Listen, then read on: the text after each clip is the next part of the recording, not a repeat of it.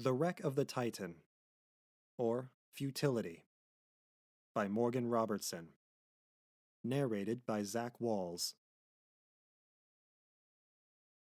Chapter 12. There was a moment's silence while the two captains eyed one another, broken by the attorney, who said, "Whether this story is true or false, it certainly has no bearing on the validity of the policy.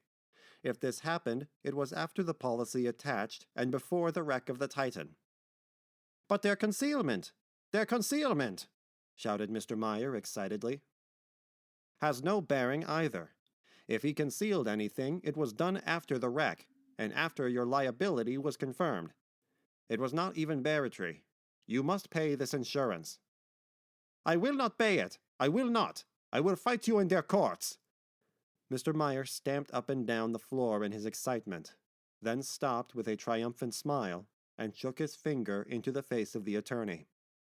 "And even if their concealment will not violate their policy, their fact that he had a drunken man on lookout when their Titan struck their iceberg will be enough. Go ahead and sue. I will not pay. He was part owner." "You have no witnesses to that admission," said the attorney. Mr. Meyer looked around the group, and the smile left his face. "Captain Bryce was mistaken," said Mr. Austin. "This man was drunk at New York, like others of the crew.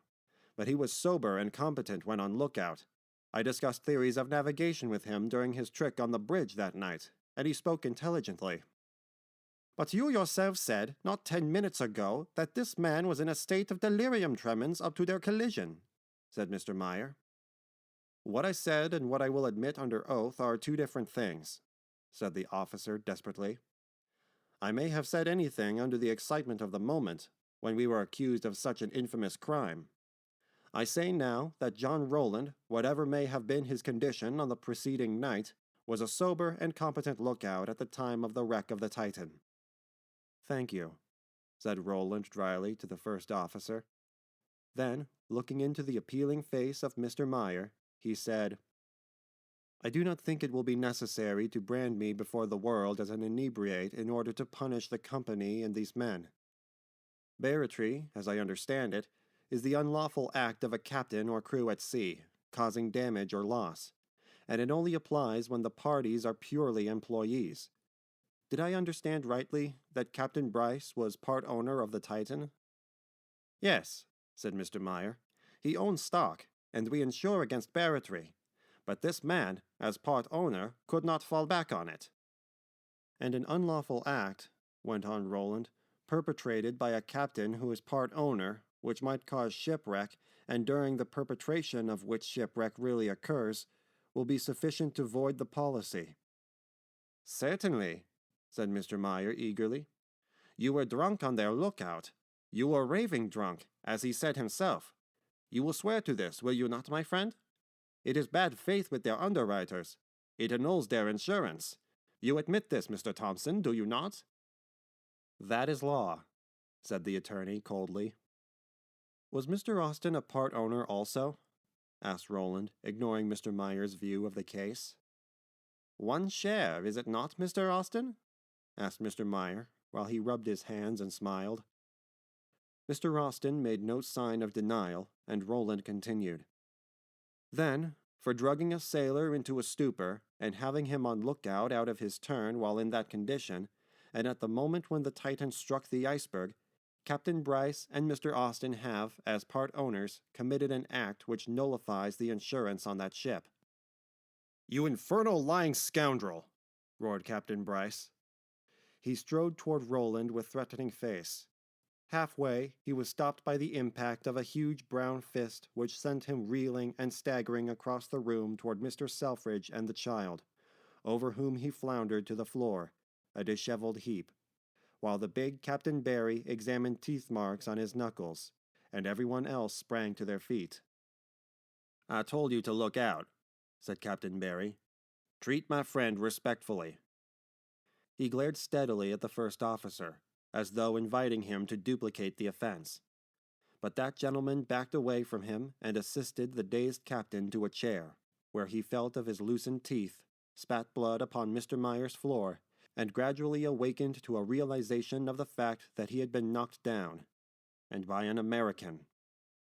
Little Myra, unhurt but badly frightened, began to cry and call for Rowland in her own way, to the wonder and somewhat to the scandal of the gentle old man who was endeavoring to soothe her.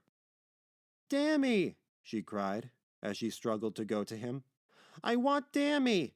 Dammy! Dammy!" "Oh, what a pad little girl," said the jocular Mr. Meyer, looking down on her. "Where did you learn such language?" "It is my nickname," said Rowland, smiling in spite of himself. "She has coined the word," he explained to the agitated Mr. Selfridge, who had not yet comprehended what had happened. "And I have not yet been able to persuade her to drop it, and I could not be harsh with her. Let me take her, sir." He seated himself with the child, who nestled up to him contentedly, and soon was tranquil. "Now, my friend," said Mr. Meyer, "you must tell us about this drugging." Then, while Captain Bryce, under the memory of the blow he had received, nursed himself into an insane fury, and Mr. Austen, with his hand resting lightly on the captain's shoulder ready to restrain him, listened to the story, and the attorney drew up a chair and took notes of the story, and Mr. Selfridge drew his chair close to Myra and paid no attention to the story at all, Rowland recited the events prior to and succeeding the shipwreck. Beginning with the finding of the whiskey in his pocket, he told of his being called to the starboard bridge lookout in place of the rightful incumbent, of the sudden and strange interest Mr. Austen displayed as to his knowledge of navigation, of the pain in his stomach, the frightful shapes he had seen on the deck beneath, and the sensations of his dream, leaving out only the part which bore on the woman he loved.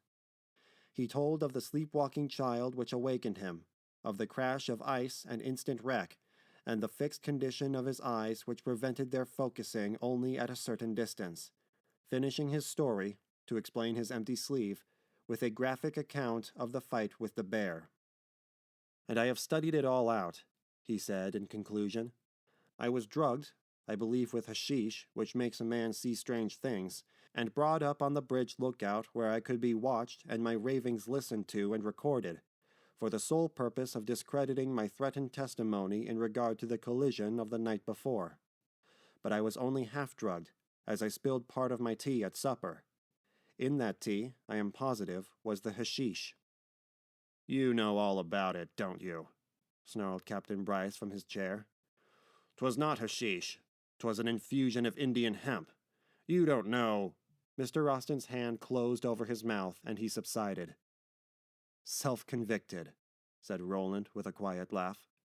"Hashish is made from Indian hemp." "You hear this, gentlemen?" exclaimed Mr. Meyer, springing to his feet and facing everybody in turn. He pounced on Captain Barry. "You hear this confession, Captain? You hear him say Indian hemp? I have a witness now, Mr. Thompson.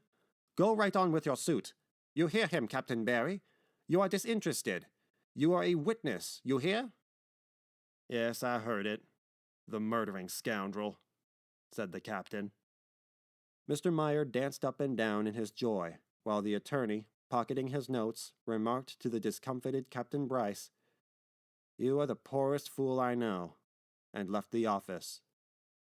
Then Mr. Meyer calmed himself, and facing the two steamship officers, said slowly and impressively, while he poked his forefinger almost into their faces, "England is a fine country, my friends, a fine country to leave behind sometimes. There is Canada, and the United States, and Australia, and South Africa. All fine countries, too. Fine countries to go to with new names. My friends, you will be bulletined and listed at Lloyd's in less than half an hour, and you will never again sail under their English flag as officers. And, my friends, let me say that in half an hour after you are bulletined, all Scotland Yard will be looking for you. But my door is not locked." Silently they arose, pale, shamefaced, and crushed, and went out the door, through the outer office, and into the street. End of chapter 12. For more audiobook narrations and classroom literature, subscribe to the channel.